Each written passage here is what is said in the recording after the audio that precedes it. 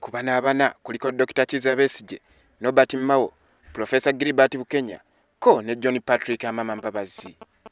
Wabula embiranye esinga obunene eri wakati wa Amama Mbabazi ne Dr. Kizza Besigye nga bano be basinga obuwagizi obungi ku luuyi oluvuganya.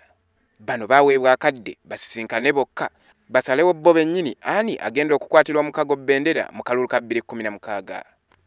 Okuviira ddala ku lunaku lw'okutaano bano balemeddwa okusalawo ani alekera munne era nga leero lwe lunaku lwe babadde balina olusembayo okusalawo.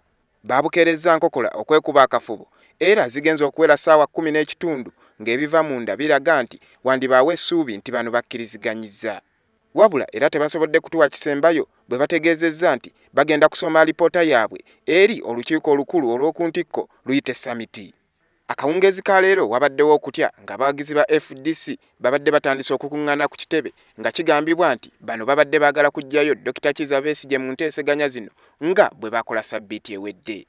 Bano baludde nga boogera lunye nti Dr. Besigye alina okwesimbawo mu ngeri yonna. Kino kiraga nti bo si beetegefu kugondera ebyo ebinaava mu nteeseganya mu mukago singa Besigye si yaaba asembeddwa.